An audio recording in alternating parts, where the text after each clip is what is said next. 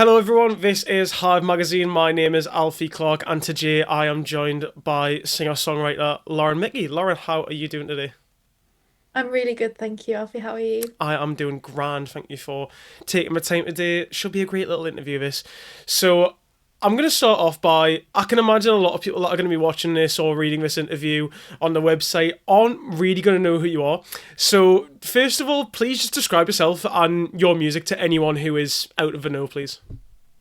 Yeah, so I'm Lauren Mickey. I write, I don't even know what genre to describe my music in anymore. I feel like it sits in the kind of soul alternative genre. With a little bit of jazz inspiration in there as well. I'm inspired by artists like Clairo, Radiohead, Olivia Dean, Leve. Those are kind of my big four. And yeah, I'm currently working on a new project which is very conceptual and literature inspired as well. So that's me. Amazing news, amazing news. So, I discovered you at live at Leeds in the city through genuine pure accident. I'm not gonna lie. Like I went into a Porto because it's one of my favorite bars, and I was like, you know what, I'm gonna catch whoever's on here, and I left your set just being just absolutely wowed. And for you personally, that must be up there with one of your like favorite sets that you've ever played in the short career that you've had. Yeah, definitely. It's was kind of a bucket list for me to play live at Leeds actually. When I first moved to Leeds, one of the first kind of big events I went to after COVID and lockdown was live at Leeds in the city. And I remember seeing Olivia Dean play the Brudenell stage. And she was like I can't remember when this was. It might have been 2022. She wasn't really anywhere close to kind of as big of an artist as she is now. She was still very much at the beginning of her journey, and yeah, it was just so inspirational, and I thought she was amazing. So it's been on my list for a while, and I was very lucky to win the Apply to Play competition and get selected by BBC Introducing to play that Oporto stage. So Mm-hmm. yeah, and the audience was just so receptive. It was a much bigger crowd than I was expecting because, like you say, I'm still quite like new to the scene. But yeah, it was just such a lovely event. Yeah, I was gonna touch on that, like, because I know you mentioned that during like the set that you saw Olivia Dean back in whenever you did see her. Like, it's always like so cool when you see someone like so like just in the youth of their career and then they end up blowing up. Like, you just get like major, like, I was there from the start. Has there been like any other artists that like you've like seen dead early on that like have blown up ever since? I would say That's all. Leve is another one. All I right. saw her back in, oh, I can't remember the year of it, but I saw her play the Deaf Institute in Manchester. She did a Mm-hmm. tour, and I think it was her first ever tour in the UK. And yeah, she played the Deaf Institute, which is like quite a small venue. It is kind of like a grassroots independent venue. And I remember seeing her there, and I met her at that show, and actually spoke to her, and she was so lovely. And yeah, I got a little kind of like Polaroid picture with her, which is like up on my mirror as Oh, like that's another cute. kind of inspiration thing. But yeah, now she is like playing arenas and stuff Mm-hmm. like, and so is Olivia Dean. It's just like these two artists that I've been really inspired by and following that have kind of gone from playing the same kind of venues as me to yeah, these like massive tours. So it's really inspirational, and I like to cash in on the fact that I'm a bit of a day one with both of those two, which uh, is nice.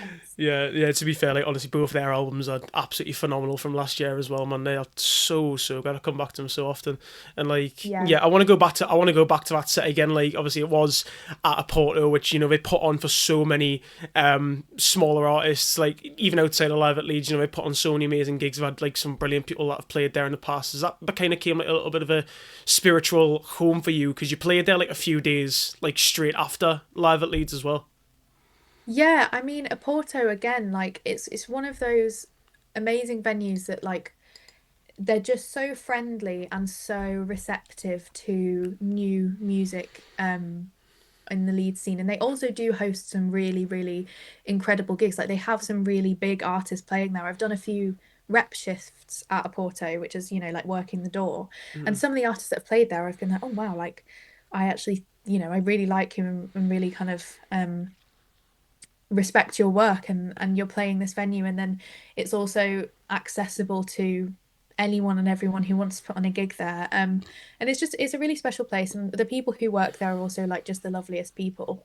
So yeah, it definitely has become a bit of a kind of stomping ground for me in lots of different ways, which is really, really nice. Yeah. And you played that show with a viola, like a violin player, like a girl called. Let me get this right. Was it a girl called Isabel? Am I right in saying that? Yes. Yes. Yeah, Yeah. it's my best friend. Yeah. I was gonna say, like, is she like a lifelong friend, or is that someone you met through music? She's someone who I've known for a long time. We met in high school and college through mutual friends. So we've always both been musical, and we were in music classes together in college, but we'd never really played together. And then it was only when she was living with me, after we both graduated uni, we moved in together for 6 months, and she was living with me, and I was doing a project where I needed some string players, and so I asked her to help me out with that, and then we kind of both moved back home to our like respective parents' houses, and we live very close because we're from the same town, and yeah, we just kind of we were very much just hanging out with just each other for a long time, and we kind of I wanted to do some more gigs. I wanted to get back gigging, and I asked her if she wanted to accompany me, and I think it turned in this really beautiful kind of niche little setup. You don't really see viola being highlighted that much. It's kind of always like violin or cello as like a kind of solo accompaniment. But Hmm. yeah, we thought it was nice, something a little bit different, a bit of a deeper, richer tone than a violin. And it's just nice to share the stage with someone who I'm so close with as well. Yeah, like how important is she being like for those live performances, bringing like a sort of different atmosphere, and just like your musical journey in general? Like she must be like such a focal point to like what you're doing right now. Yeah, definitely. I mean, like, just in terms of like her being such a close friend of mine, like she is the kind of person that I bounce ideas off and is kind of one of my number one supporters and people who will kind of be with me like everywhere I go. Even if she's not playing a gig, she'll still come and support me and watch it. But it's been so nice to like have someone to kind of show my unreleased stuff to, because she will have been one of the first people to hear it because we will have been doing it in rehearsals, and she's helped me develop the songs so much with arranging the viola parts together. And yeah, I think that it is just a really integral part to these acoustic shows because it adds an element of something different, and I think it sticks in people's minds. um and yeah, it's just that kind of comfortability and familiarity of being on stage with someone who you understand and know so well. Yeah, it's just really nice. Yeah. Like being a smaller artist, like I remember talking to Indoor Foxes at Leeds Fest about this, and she said like it's such an amazing whirlwind to be caught up in, but like at the same time there's always like so many things that like are unknown that can like go wrong. So like in terms of like being a newer artist, like what sort of how many struggles have you faced like being an upcoming artist, and like if so, how have you managed to overcome them, like get over those hurdles and carry on? That's a really good question. I think that one of the main struggles of being like a smaller independent artist is like the funding side of things. Hmm. And kind of getting the groundwork in to kind of get music recorded and out there. I think it's difficult, if you haven't got someone supporting you financially. It is about creating a balance between your work life and your music career, and also just having fun and being a normal person. Yeah. I think that's one of the biggest struggles that I find. Um, but I think the way to balance that is just by, you know, I think everyone's learning every day. I surround myself with very good, creative, supportive people. And I think that that really helps, because it means that you don't have to work as hard with the music career stuff when you have that kind of network around you supporting you. And in terms of the financial and funding stuff, do you know when this interview's coming out, I by the could way? not tell you, no. Will I it could be not tell you. before the 30th of January or Um, after? quite possibly. That is up to Dylan. If he wants to get it out by then. So he's a busy man, is Well, my editor. So yeah. it's just because if it goes out before the 30th of January, I can't tell you something, but if it goes out after, I can. I think you might just have to leave this in the unknown then. Yeah, Okay, I think I that is would leave okay. it just in case. Yeah. That's okay, but just a little sneak peek into what is to come in terms of financial stuff. Applying for um help and opportunities can be really helpful. Yeah. So like Yeah. on that, like what sort of advice would you give to other smaller, newer artists on how to get over things that they might be experiencing similar to what you have? Um, I would say prioritize the people that you feel you have a genuine connection with and that you really, really like as people and that you really get along with and that you relate to on a personal level, not just kind of work wise. I think that it's like a classic mistake that a lot of artists can make, and I know that I did, which is feeling like everyone has to like you and you have to like everyone that could possibly give you an opportunity, because it's that thing of Mm-hmm. like creating a network and getting opportunities. And I think sometimes it's really easy to get caught up in that world of networking and feeling a lot of pressure on you as a person and being extremely connected to your art. And I think that's great because it means that your art is then personal to you and other people might relate to it, and it's a really beautiful thing. But in terms of the networking stuff, sometimes you have to consider if you are comfortable with things and if you like people and if you are interested in working with people, and not just whether they're interested in working with you. I think hold your own and be confident in yourself and respect yourself. And I think that that genuinely does tend to get you in the best places anyway, because you will meet more genuine people and the connections that you make will have a solid like backing to Yeah. them, and then they will actually turn into things rather than them being kind of flimsy and surface level. That is like so bang on, considering like, because I do TikTok as well, and like, going to festivals and like events and gigs and stuff, like I'm around so many other journalists and content creators and things like Mm. that. And I mean, this goes out saying, like, everyone I've met is absolutely lovely, but like at the same time, if I want to go down a path and do my own thing, like I'm not scared to do that. Like that is absolutely so bang on, honestly. So you've got there's a link on your Instagram to another page called The Rabbit Hole. Hmm. It's listed as an upcoming project and a creative HQ. Is there anything else that you can tell us about that at all?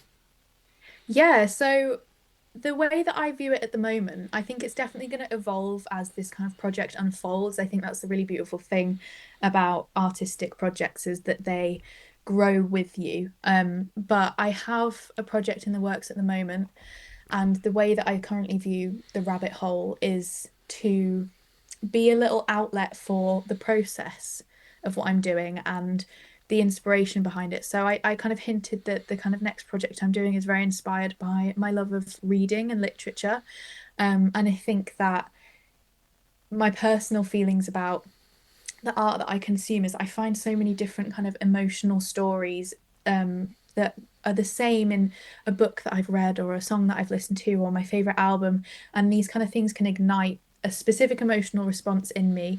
And even though they're completely not related and they're not even about the same thing, they're not telling the same story, but for me, they feel the same. Mm-hmm. And I'm kind of trying to connect the new music that I'm going to be releasing and this new project that I'm going to be releasing to other art forms that I really enjoy. So, like books and other albums that I listen to, because I want to help people find my music. And I think the best way to do that is by telling them how it might make them feel, or if they've read this particular book, if they like that, they might want to listen to this song. Yeah, so it's kind of just about experimenting. It's about making mistakes, getting things wrong, and being inspired and getting excited about things and trying to put on events and kind of creating a bit of a community space basically Mm-hmm. for all of those different things. To try and kind of relate to people a bit more and just do something just a little bit different to what people might usually see from me. Um, yeah, it's going to be a lot of like blog posts, think Mm-hmm. pieces, that kind of thing. Because I think that will help people understand the kind of direction I'm trying to go in with this next Yeah. project. Yeah, and then just kind of be like some like one continuous mood board for you, maybe to like come back to at a later date and say like, oh, I was thinking this at this time, I can write about this, or consider this in a next writing phase, something like that. Yeah. Exactly. Mm-hmm. Yeah, it's definitely a mood board kind of thing. And just somewhere for people to discover my music. Yeah, perfect. I've only got like a couple more questions to give you for this last part of the interview. So at the moment on social media, there is a big trend where everyone is reminiscing on the great days of 2016 at the moment. I want to know, what were you like 10 years ago, and what were you listening to / doing 10 years ago? I'm really curious. Ooh, 10 years ago. So So I yeah, 2016. was so I was 13 in 2016 because I'm 23 now, or like 13, 14. Yeah, So I will have been in that real kind of like high school 2016 phase, like UK high school 2016. I can't even remember what I will have looked like. Probably really different. I was definitely in a very being in that kind of year 8, year 9 stage. I was very much trying to fit in. And that's something that's very different now, is I think that I've become a lot more comfortable with myself, which is really, really nice. yeah, So 10 years ago in 2016, maybe not so much, trying to fit in a bit too much. And I will have been listening to Ariana Grande, which is still true today.